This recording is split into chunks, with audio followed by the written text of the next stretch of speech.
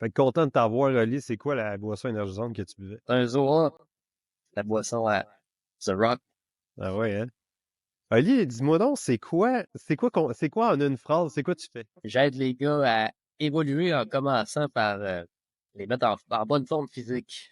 J'aime ça, comment tu le dis, puis je trouve ça drôle, parce que va être vraiment différent, parce que là, c'est super beau et diplomate la façon que tu m'as dit ça, mais c'est quoi ton message at large sur les réseaux sociaux? On parle beaucoup de détruire les petits totons Ah sur, ouais. sur les réseaux. C'est bon, puis c'est pour ça, dans le fond, que je trouve que tu as comme un beau parcours, t'as une belle mission, puis c'était pour ça que j'étais comme Kim, ça serait cool qu'on en parle peut-être plus en long et en large sur le podcast. Pour quelle raison que tu target cette niche-là, les gens justement comme en surpoids? Y a-t-il une raison profonde en arrière de ça? Ben, c'est assez simple, en fait, c'est que c'était ma situation à moi il y a quelques années. Tu sais, je me verrais mal dire j'aide les gars à prendre 30 livres de masse musculaire alors que moi, j'ai jamais été skinny. Tu sais, j'avais des petits totons. Fait que c'était juste logique pour moi d'aider les gars à perdre les petits totons, tout simplement. C'est quoi que ça t'apportait quand tu étais là, genre? Comme comment tu te sentais, puis quelle limitation par rapport à, mettons, surtout aujourd'hui, mettons, de la façon que tu vas vivre, puis que tout ça, t'étais comment dans ce temps-là? Ben, si on parle un peu de à quoi ça ressemblait mes habitudes de vie back then, c'était déchetral, là. Je veux dire, mes activités, ça se résumait à jouer à Call of Duty, en buvant de la Mountain Dew, en mangeant des Doritos. Puis je sais que c'est très caricatural, sauf que c'était littéralement ça. Fait que c'est ça. J'avais aucune idée de comment bien m'alimenter. J'accordais aucune importance à l'activité physique. Fait que nécessairement, j'ai eu les petits totons qui venaient avec. Y a-tu de quoi qui a fait, c'est, qu'est-ce qui a fait que tu as commencé à changer? Y a-tu eu un élément déclencheur quelconque? Il n'y a pas eu tant que ça d'éléments déclencheurs. C'est surtout que j'ai jamais été peint vraiment là-dedans. Puis je m'étais comme condamné à rester comme ça. Je me disais que j'étais de même, puis que ça allait être ça, puis that's it, tu sais. Jusqu'au moment où est-ce que je faisais un peu de YouTube, là, je surfais sur YouTube, puis je suis tombé sur les vidéos à Thibaut InShape. Dans le temps, là, il faisait beaucoup de vidéos de transformation. Lui, il a un énorme following, puis il a inspiré énormément de gens à se prendre en main, à faire une transformation physique. Il faisait beaucoup de vidéos où est-ce que il regardait un peu les témoignages que les gens lui envoyaient par courriel. Puis là, je me suis mis à regarder comme des dizaines de vidéos comme ça, avec des dizaines de gens par vidéo qui avaient complètement transformé leur physique. Puis c'est comme là que j'ai réalisé, OK, mais si c'est possible pour ces gens-là, ça veut dire que c'est nécessairement possible pour moi aussi. Fait que là, ben, je me suis mis à écouter des vidéos un peu plus comment s'entraîner, comment manger. Je suis à structurer tout ça dans ma vie, puis ça a fonctionné. Fait que tu as eu des résultats, tu as vécu une transformation finalement. Exact. Nice. Puis cette transformation-là, ça s'est passé quoi? Le gros de la transformation en 3 mois, 6 mois, un an? Comment ça s'est passé? Le gros de la transformation s'est fait assez rapidement, là. Je te dirais qu'en 3, 4 mois, là, je suis passé de fat à pas mal skinny, là. Puis après ça, ben, ça a été mon parcours en musculation, là, prendre de la masse musculaire. J'ai essayé de faire un bulk, ça a été assez désastreux, là. Mais Tu sais, le gros de la transformation, passé de très mal dans ma peau à bien dans ma peau, ça s'est fait pas mal en 3, 4 mois. parce que je trouve ça intéressant. Puis tu sais, il y en a qui mais ils, ils songent à se partir une business ou ci pis ça. Puis, tu sais, t'as quand même, c'est le fun parce que, tu sais, déjà là, je pense en septembre, t'as frappé ton premier mois à 10 000 par mois. Yes. Fait que, good job. Ça, c'est excellent. Puis Merci. ça fait en sorte que Crime, t'es quand même capable de vivre de ton coaching puis bien vivre à travers ça. Fait que ça, c'est déjà une bonne affaire. Puis là, on est dans notre histoire, on est comme, OK, là, j'ai vécu une certaine transformation. Après ça, qu'est-ce qui a fait comme, pourquoi je suis parti en business? Comment j'ai starté ça? C'était quoi le parcours un peu à partir de là? Ça a été long. Ça a été un long parcours parce que cette transformation-là, on parle quand j'avais quel âge? J'avais 16 ans. J'en ai Puis trois là, aujourd'hui. t'en as 23 aujourd'hui. Ça fait ça fait quasiment 7 ans, mettons, là. Mais tu sais, pendant ce 7 ans-là, j'ai pas, ça serait fou de croire que j'ai été au top de ma game tout le long. Non, non, j'ai eu des problèmes de consommation, autant avec l'alcool que le cannabis. Je savais pas tout ce que j'allais faire de ma vie. Je me suis vraiment cherché pendant ces 7 années-là. J'ai lâché le cégep en sortant du secondaire. Je m'étais dit que c'était pas fait pour moi pantoute. J'ai travaillé dans la vente au détail un petit bout. Après ça, j'ai travaillé dans une usine. Après ça, j'étais allé faire un DEP en charpenterie. J'ai fini le DEP, mais j'ai pas travaillé une maudite minute sur un chantier parce qu'après, j'ai comme pogné un 2 minutes. Je peux pas faire ça Ouais. de ma vie, c'est trop pas moi. Fait que c'est ça. Après ça, ben, je me suis réinscrit au cégep. J'ai fini mes sciences humaines. Puis vers la fin de mes sciences humaines, moi et mon frère, on travaillait dans une boutique qui s'appelle Fitness L'Entrepôt à Chicoutimi. Fait qu'on vendait des suppléments, on vendait des équipements pour les gens qui veulent se faire des home gyms, même pour les gyms commerciaux. Puis en travaillant ensemble dans cette boutique-là, il y a des moments où il n'y avait pas grand monde. Fait que comme commencé à brainstormer, puis tu sais, c'était clair pour nous autres que si on ferait pas notre vie là, chez Fitness L'Entrepôt. Fait que c'est un peu de là qu'est née l'idée de la business. Juste avant que tu sautes là-dedans, moi, ça me fait capoter parce que je comprends un peu. C'était pas exactement pareil, là, mon parcours, mais je me reconnais dans ce que tu dis. Puis, tu sais, ça n'a pas d'allure d'avoir. Tu sais, exemple, quand tu travaillais à l'usine ou même ton premier ou le seul chiffre que tu as peut-être fait sur un chantier ou bref, tu as pu avoir un taste de ça.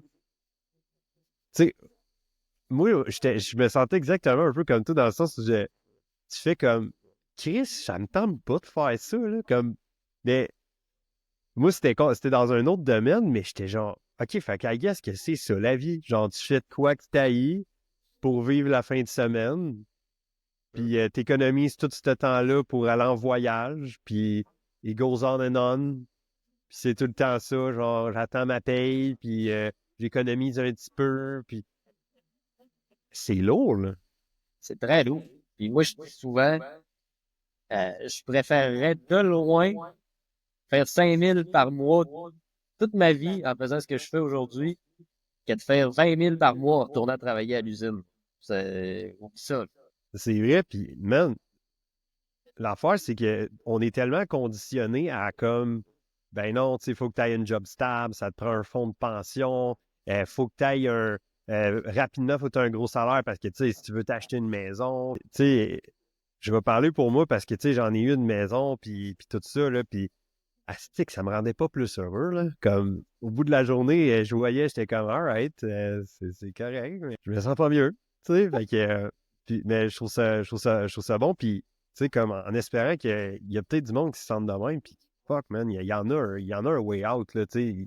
T'as le droit de faire ce que t'aimes, puis comme tu dis, puis moi, j'ai la forte conviction que si tu fais ce que t'aimes dans la vie, l'argent va suivre. Parce que tu vas vouloir être dédié puis te donner à 110% là-dedans. Tu sais, ça, c'est une autre des raisons. Euh, des fois, on en parle dans le mastermind ou quelque chose. Je pense pas que tu pars en coaching en disant Asti, je vais être riche, là. Je pense pas que c'est la motivation de base qu'il faut que tu ailles. Je sais pas qu'est-ce que tu en penses. Je suis quand même, je suis assez d'accord. Là. Tu t'embarques là-dedans en sachant très bien que ça sera pas facile parce qu'il y a des clients, ben, il en pleut pas, il faut que tu ailles les chercher, tu sais, veux pas. Puis tu C'est te ça. lances là-dedans parce que tu sais que tu es passionné par ça. Moi, personnellement, c'est parce que je le sais très bien que le fitness, le fait de me mettre en forme, ça a eu un énorme impact sur toutes les autres sphères de ma vie. Puis c'est un peu ça que je veux apporter aux gens à travers que ce soit mon coaching, que ce soit mes vidéos. Qui va me mettre riche rapidement, puis ça va être c'est de l'argent facile. Exact. Of course, on veut bien vivre, dans le meilleur des mondes, on veut vivre notre vie de rêve avec ça, puis c'est là qu'on s'en va, puis on est en track pour atteindre ça. Ce que je veux dire, c'est ça, c'est surtout d'avoir la motivation d'aider du monde pour de vrai avec une réelle bonne intention en arrière de ça, parce que si ton but, c'est... Parce que qu'est-ce qui arrive quand tu es juste drivé par le fait de faire du cash? Ben, c'est quoi? Tu vas vouloir embarquer n'importe qui dans ton service. Ils n'auront pas les transformations qui sont supposés d'avoir parce qu'à la base, ils ne fitaient juste pas avec toi, tu sais. Fait que, ouais, c'est ça. Fait que, mais bref, ouais, j'ai une parenthèse, là, fait qu'on peut continuer ton histoire, là. Où est-ce que tu étais rendu suite avec ton frère au fitness l'entrepôt? C'est ça, l'idée de la business est née de là. Puis c'est ça, fait qu'on s'est parti. On a utilisé un software au début, là, c'était Wix. Puis là, on a commencé à coacher un peu des friends and family, là, les amis, la famille, tu sais, des gens qui étaient plus proches de nous autres. Fait que tes premiers clients, c'était vraiment du monde proche de toi. Tu Ouais, ouais, chargeais dessus pour tes services à ce moment-là ou ouais. Moi, j'ai eu la chance d'être capable de charger dès le début. c'est bon ça? Puis là, suite à ça, comment est-ce que tu as réussi à bâtir justement une clientèle plus, là? Tranquillement, pas vite. On a commencé à filmer des vidéos. Au début, c'était vraiment mauvais, là. Je regarde mes premières vidéos aujourd'hui, là, j'ai comme mes souvenirs d'il y a un an, puis il me repasse tout le temps mes premiers, puis je suis comme, ouais, c'est pas écoutable, aussi, mais c'est un peu ça, hein. Tu commences à zéro, faut que tu le fasses, t'acceptes que t'es mauvais, de fil en aiguille, ben, tu step up, puis aujourd'hui, mes vidéos, je les trouve calissement bons, là, sans vouloir me Ben, c'est bien lancer de correct. ce soit. Je me fais rire des fois, là, je m'écoute, puis je suis comme, c'est malade. Puis quand tu as commencé, là, reviens à ton premier, ton deuxième vidéo, bref. T'avais-tu un petit sentiment, genre, un peu, genre, gêné de vouloir en faire un? Ou, C'est parti assez vite, par contre, parce que, mais oui, c'est très inconfortable au début de dire, OK, je vais poster ça, puis là, tout le monde que je connais vont les voir, qu'est-ce qu'ils vont penser, tu sais. Puis finalement, il n'y a personne qui t'en parle. Fait que t'es comme, I guess que c'est pas si pire que ça. Fait que tu c'est ça. reposes, tu reposes, tu reposes. Puis de fil en aiguille, ça devient une routine. Fait que là, tu as commencé à te mettre plus de l'avant à travers, je pense, TikTok aussi, qui a fonctionné quand même pas si peu pour toi. C'est là que ça fonctionne le mieux, là, définitivement. Puis après ça a été quoi un peu les défis que tu as rencontrés à travers le temps? Les défis. Ben, écoute, le fait de savoir avec qui travailler, tu sais. Au début, on travaillait vraiment avec n'importe qui. On prenait des gars en prise de masse, on prenait des filles, tout le kit. Fait que on embarquait peu importe qui est-ce qui voulait bien embarquer, finalement. De fil en aiguille, on s'est rendu compte que les gars en prise de masse, on les aide un peu, mais pas tant que ça. Les filles, pour une raison que j'ignore. Ça connecte pas. On n'arrive pas vraiment à avoir des résultats avec eux autres. Ça fonctionne bien avec les gars qui ont 50 livres et plus à perdre, admettons. Fait que c'est ça, de fil en aiguille, on a commencé à cibler de plus en plus ces gars-là jusqu'à embarquer juste eux. Fait que là, à partir de là, ben, on a une offre qui fait du sens pour les personnes qu'on sait. Après ça, ben, c'est l'acquisition client. Tu sais, ça reste un défi encore à ce jour. Mais c'est ça. Sinon, pas nécessairement de défi particulier, là. Dis-moi si jamais tu avais à. Mettons là, que tu avais à recommencer au complet ta business de coaching, tu repars de ton processus, on va dire que tu as fait tes petites formations de coach pour avoir plus de connaissances. Qu'est-ce que tu ferais de différent par rapport à ton parcours en ce moment pour accélérer le processus, dans le fond? Bonne question. Qu'est-ce que je ferais de différent? Sans dire peut-être différent, peut-être mieux, peut-être plus vite, peut-être, tu sais, tu as recommencé, tu veux te rendre à 10 000 par mois. Comment tu fais ça? Ça serait quoi le roadmap si tu avais à coacher quelqu'un, mettons? Donc, je recommence avec les connaissances que j'ai aujourd'hui. Ben, je pense que ça peut être bon parce que je trouve ça intéressant pour peut-être du monde qui nous écoute, ils se reconnaissent beaucoup. Ils ont peut-être été dans la situation que tu étais avant, puis que ces gens-là, ben, ils veulent les aider aussi.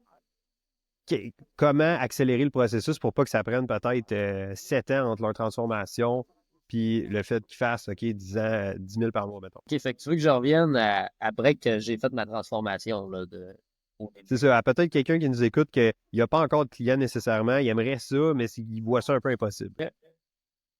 Ben moi, si j'avais à revenir, mettons que je retourne dans le passé, là, 7 ans en arrière, puis je le sais que mon but, c'est de partir une business de coaching, d'aider les gars à perdre du poids. Euh, Définitivement, je documenterais mon propre processus. Première des choses. Euh, 100%. J'arrêterais d'être gêné, d'avoir peur de ce que le monde va penser. Puis je documenterais mon processus à moi sur les réseaux sociaux. Fait que tu ferais des vidéos quoi, à toutes les semaines, à tous les jours? Comment tu ferais ça? Écoute, j'irais probablement un update par semaine, genre un genre de check-in. documenter peut-être comment je m'entraîne, documenter ma nutrition. Tu sais, je pense qu'il y a facilement 3 vidéos par semaine qui sont possibles d'être faites là-dessus. Après ça, ben ça serait définitivement la première étape, là. Montrer ma transformation au monde, comment ça s'est fait. Puis après ça, ben, ça serait un peu le processus que j'ai pris. Je ferais des vidéos, j'essaierais d'aller chercher des abonnés, des leads, d'écrire à ces gens-là. Non, j'ai l'impression que la recette qu'on a utilisée est pas mauvaise. Sauf que c'est sûr que si c'était à recommencer, les vidéos seraient bien meilleures dès le début. Ça aurait juste été plus rapide. Exact.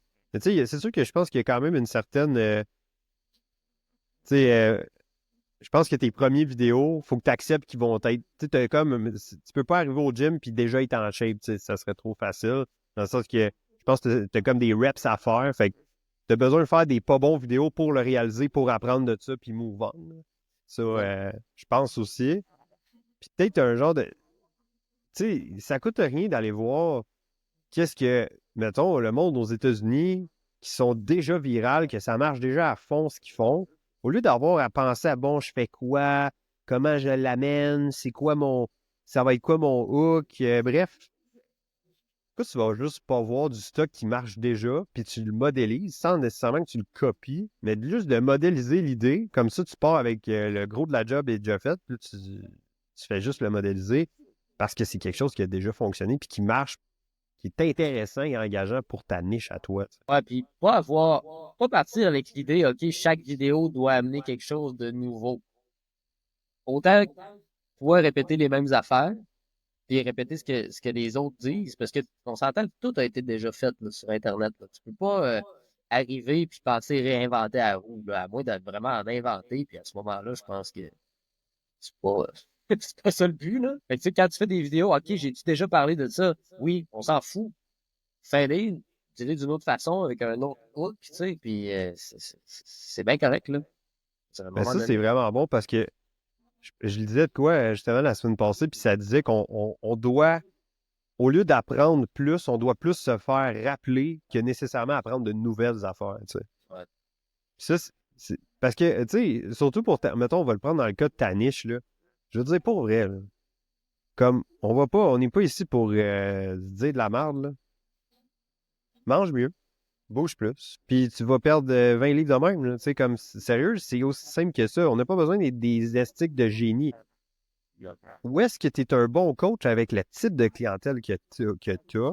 C'est s'ils le font pour de vrai.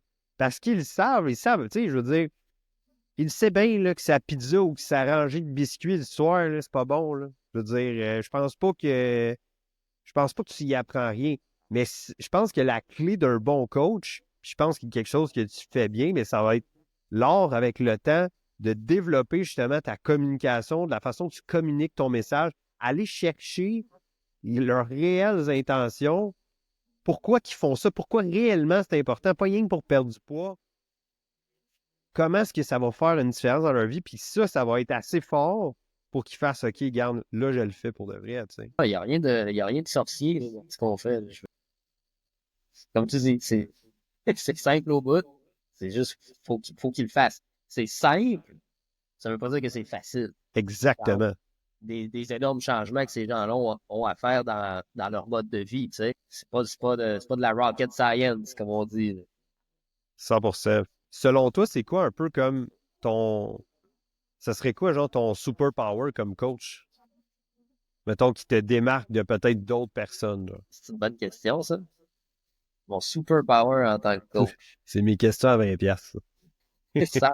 Ça. Ben, j'aurais tendance à dire, voile pas la face, qui est pas là pour compter de la bullshit. Tu sais. C'est souvent ça qui revient des gens qui veulent travailler avec moi, des gens qui travaillent avec moi. Tu sais, hey, si on travaille ensemble, man, je veux que tu sois comme dans tes vidéos, là, je veux que tu me OK. dises, là, si ce que je fais, c'est de la merde. Tu sais. C'est sûr que je vais te le dire. Tu sais, il y a une façon de le dire. Là. J'ai jamais crié après un client. Ben, C'est ça. ça reste un peu du acting quand même dans les vidéos, puis je parle pas au Ouais, monde de ouais. même dans mes appels. Ben, c'est clair que non, s'il y en a un qui me sort de quoi qui fait pas de sens, il va le savoir.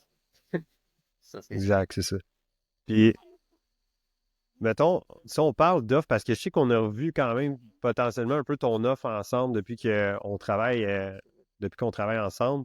Qu'est-ce qui a fait, si tu avais à donner des conseils à quelqu'un qui se start, ce serait quoi les affaires importantes à mettre dans son offre de sorte à pouvoir avoir des résultats avec les clients? Ça, c'est important de les garder motivés, qu'il y ait des résultats avec ça. Définitivement, ne pas négliger les touch points que tu as avec eux autres. Parce que si tu travailles avec des gens comme dans ma niche, là, ces gens-là ont besoin d'avoir un suivi très serré. Puis tu sais, tu peux pas lui donner trop de lousse, admettons. En tout cas, pas dans la première année, ça c'est certain. Puis ça a fait toute la différence, honnêtement. Là. Avant, je faisais comme un appel de suivi au mois avec eux autres. Puis même là, j'étais pas. J'avoue que j'étais pas très, très régulier sur mes suivis. Là. Il y avait des fois que je skippais des semaines parce que j'avais pas mis de récurrence, ben, j'avais oublié de booker l'appel ou whatever. Puis ça faisait en sorte que ma rétention client était vraiment médiocre. Puis depuis que j'ai instauré les appels de suivi à toutes les semaines, qui sont récurrents, les gars, ils savent c'est à quelle heure leur rendez-vous. Si jamais il y a de quoi, il faut qu'ils me le disent à l'avance pour le déplacer. Depuis ce temps-là, les gars avec qui je travaille sont beaucoup plus engagés, ont beaucoup plus de résultats. Puis ils restent avec nous autres pour un plus longtemps. Puis dans tes touch points que tu fais avec tes clients, y a-tu des affaires que peut-être qu'à t'aborder avant, que maintenant t'es comme ah, ça donne rien de parler de ça, puis ce qui est important, c'est ça, mettons. Pas vraiment. On regarde la technicalité. Là. Est-ce que t'as-tu fait tes 10 000 pas? À quel point tu as suivi ta structure alimentaire, ta consommation d'eau, ça ressemblait à quoi? T'as-tu fait tes entraînements? Fait qu'on a comme des cases à cocher. Après ça, on s'assure que niveau mindset, ça va bien. Tu sais. Tu restes motivé, que tu restes, du moins, si t'es pas motivé, tu restes déterminé. J'aime mieux un peu ce terme-là. Mais non, c'est plus que, pas nécessairement des choses que j'ai enlevées, mais ajouter plutôt de la structure dans ces appels-là. Plutôt que ça soit, hey, t'as-tu des questions? Non, bon, ben, OK. Fait que d'être plus structuré dans tes corps. Nice. Je vais sortir un petit peu du cadre du sujet. Je sais que tu as fait je sais que tu fait ta première compétition de bodybuilding, là, dans le fond, cet été, si je ne me trompe pas. Yes, en juillet. Qu'est-ce que ça t'a appris, ce processus-là, sur toi, puis comment que tu vois ça pour la suite? Que ça m'a appris, ça a confirmé encore plus le fait que je suis capable de faire pas mal n'importe quoi que je me mets en tête. Parce que pour moi, euh, sacrifier mes soupers du dimanche chez ma grand-mère, puis tout ça, c'est quelque chose qui me semblait pas impossible, là, mais très, très, très difficile. Puis le fait d'avoir passé 3 mois sans déroger une seule fois du plan, d'avoir fait des heures et des heures de cardio à tous les jours, pas tous les jours, quand même quasiment. Ça m'a prouvé à quel point que il y a pas réellement de limite, à part celle-là que je m'impose à moi-même. Ça, c'est clair. Puis comment je vois ça pour la suite? C'est dans le sens en faire des compétitions ou quelque chose comme ça? Ouais, je sais pas, si c'est dans tes plans ou bien tu as réalisé autre chose, bref. Ben, une autre chose que ça m'a fait réaliser, c'est que pour moi, ce qui est le plus important, c'est d'avoir une espèce d'équilibre, tu sais, entre le fitness, mes relations, puis ma business aussi. Ça, c'est pas mal les 3 choses qui sont les plus importantes pour moi. Puis là, ce que ça a fait de faire une compétition, c'est que nécessairement, j'ai dû sacrifier mes relations, puis ma business pour tout mettre mes œufs dans le même panier qui était le fitness. Puis ben, que ce soit la business, que ce soit mes relations, ça en a pris quand même un coup. Puis je te dirais que c'est pas quelque chose qui m'a vraiment appris dans le processus. Je reste fier d'avoir d'avoir accompli ça. C'est quelque chose que j'avais sur ma bucket list depuis très longtemps. Mais est-ce que je prévois en refaire dans le futur? Pas pour l'instant, honnêtement. Je préfère avoir une vie plus équilibrée un peu, rester en shape à l'année. Pour moi, ça a pas mal plus de valeur que de dire, OK, je vais faire une compétition pour être en super shape. Puis après ça, ben, si je vais bide, je vais tout perdre, je vais revenir petit pas en arrière, là. Fait que ça, c'est quelque chose qui m'a un peu moins plu, là. Mais ça reste un bel accomplissement. Sauf que c'est pas nécessairement quelque chose que je prévois refaire dans un futur proche, du moins. Je sais pas si ça t'a fait réaliser ça, là, à quel point que quand tu es à 100%, la différence entre être à 90% puis à 100%, moi, je trouve que c'est un monde de différence au niveau de la rapidité des résultats que tu as, là. Je sais pas si t'as fait réaliser ça, là. C'est honnêtement énorme, là. Je perdais du poids tellement rapidement, là. C'était fou, là. Toutes les fois que j'embarquais sur la balance, j'avais perdu 2-3 livres. Tu sais, je partais pas de 200. Descendu à 145, puis ça a pas pris. Je suis parti de 170, je suis descendu à 145 en dedans de, quoi, 3 mois, genre, 12 semaines. Ah, c'est incroyable, pareil. Fait que, tu sais, des fois, quand on veut accélérer les résultats avec les clients, des fois, je trouve ça le fun de serrer la vis en briefant le client, en amenant ça, de faire comme, regarde, ça, c'est pas pour le reste de ta vie, mais si, mettons, tu as 8 semaines avant de partir en voyage, puis tu veux vraiment arriver à ton meilleur, ben si on serre la vis davantage, tu vas y arriver, là, tu sais. Hmm. Donc, Ouais, ça. puis, tu sais, tu parlais de vie équilibrée. Je suis curieux, quand on se part en business, tu sais, je pense que tu as comme t'as une certaine vision, tu as une idée de c'est quoi la vie de rêve que tu veux vivre. Puis je serais curieux comme de savoir c'est quoi que où est-ce que tu es par rapport à ça? Y a-t-il des affaires que tu es déjà capable de vivre, de dire hey, je commence déjà, on dirait, à filer, à vivre réellement cette vie-là, puis qu'est-ce qu'il reste à faire par rapport à ça, là? S'il y a aussi des objectifs, des affaires qui évoluent avec le temps, des choses qui changent. Une chose qui était, à prime abord, vraiment important pour moi, c'est le fait d'être mon propre patron. Tu sais, j'ai fait un post l'autre fois dans le school, là, je disais que un des avantages, quelque chose que j'adore, là, d'être à mon compte, c'est que c'est ça un lundi matin, alors que tout le monde s'en va au travail, tu sais. Si moi je décide d'aller au parc Rivière du Moulin puis d'aller me perdre dans le bois, il n'y a littéralement rien qui m'en empêche. Fait que ça, déjà, pour moi, c'est probablement la plus belle victoire que je pouvais pas avoir. Après ça, est-ce que je vis ma vie de rêve en ce moment? Probablement pas, mais honnêtement, ça s'en rapproche quand même. Je suis pas quelqu'un qui a besoin d'avoir une vie de fou, tu sais. Souvent, je basais un peu mes objectifs par rapport à ce que je voyais sur les médias sociaux. Tu sais, les villas, les 46 millions de chars, les voyages, tout. Puis je me suis mis à penser à ça pendant ma préparation de bodybuilding, justement. Là. Je marchais dehors, puis j'étais comme, OK, mais tu sais que je vais faire avec une villa, mettons que, je sais pas, tu sais, je suis seul là-dedans avec ma blonde. Ça va-tu vraiment être utile d'avoir une maison à 65 chambres? Non, pas vraiment. Après ça, les chars, tu sais, c'est-tu quelque chose qui me fait triper tant que ça? Ouais, j'aime les beaux chars. J'aimerais ça en avoir un, peut-être deux. Mais de là à dire, je vais en avoir 60. Je vois pas l'intérêt. À un moment donné, je saurais juste plus quelle prendre. Je ne vais pas plus avancer. Puis les voyages, honnêtement, moi, je suis bien chez nous. Tu sais, j'aime bien ça partir une couple de jours, là, genre à Charlevoix, genre à Magog. Mais j'ai tout le temps hâte de revenir, là, après 2, 3 jours. Je serais bien à la maison. Tu sais, je suis dans ma routine. Je suis quelqu'un de très routinier. Fait que, on se rapproche beaucoup de la vie de rêve déjà, tu sais. Le reste, c'est comme superflu, là. C'est comme du matériel. Fait que Ouais. Je trouve ça bon, puis c'est drôle, j'avais une conversation avec quelqu'un cette semaine, puis il me disait, tu sais, moi, le cash, ça me drive pas. Moi, c'est plus une question de liberté, puis tout ça. Puis, fait que, tu sais, mon but, c'est pas nécessairement de faire 3 millions par année, tu sais. Puis ça, je trouve ça vrai, mais il faut pas oublier une affaire, c'est comment que tu as ta liberté. Comment tu l'as, cette liberté-là, tu sais. Je veux dire, sans dire que tu faut que tu fasses 3 millions, je veux dire, si tu faut que tu aies des revenus quand même qui vont faire en sorte que tu as une liberté, tu sais, qui est X. Peut-être que pour toi, à avoir euh, la liberté que tu veux, c'est 15 000 par mois. Peut-être que c'est 100 000 par mois. On ne le sait pas, tu sais. ouais.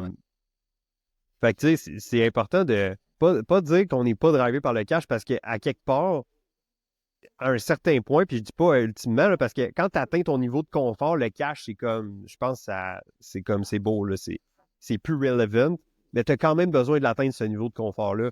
Si toi, mettons, tu aimes ça être chez vous, ben, tu sais, puis tu veux avoir une maison, qui, même si tu ne l'achètes pas, puis que tu la loues, ou peu importe quoi, ben, ça coûte des sous. Si tu veux une auto, ben, ça coûte des sous. Si tu veux être capable de partir 3-4 jours à Charlevoix ici, ici, t'es là, ça coûte des sous. Te nourrir, ta passion de fitness, tout coûte des sous. Fait que, tu sais, ça prend quand même certainement un peu de cash pareil, là, tu sais. C'est clair, là, tu sais, le but, c'est pas de dire, OK, je suis libertin, puis je fais pas de scène, hein. Je fais pas de maudite scène, mais Chris, non, c'est pas ça, là. Là, je suis d'accord avec toi, là, ça prend quand même un bon niveau de finance, là, ça, c'est clair. Puis, est-ce que ça t'a fait réaliser des affaires de faire ton premier 10 000 mensuel? J'ai réalisé que, ben, deux affaires. Premièrement, pas si difficile que ça. Honnêtement, je me suis pas brûlé pour le faire pantoute. Puis à la fin du mois, j'étais comme, ah, c'était rien que ça que ça prenait. OK. Puis deuxième affaire, ben, c'est qu'il se passe rien de magique quand t'es rendu à 10 000. J'étais comme, ah, quand est-ce qu'ils viennent me porter ma médaille? Ils sont pas venus. Fait que, ouais. C'est souvent, je pense, c'est comme très répandu de dire comme que 10 000, ça a l'air comme parfait, si beau, puis quand tu as 10 000 par mois, tout est beau, puis c'est le fun, puis un peu comme tu dis, c'est juste qu'ils viennent pas te porter une médaille, tu sais.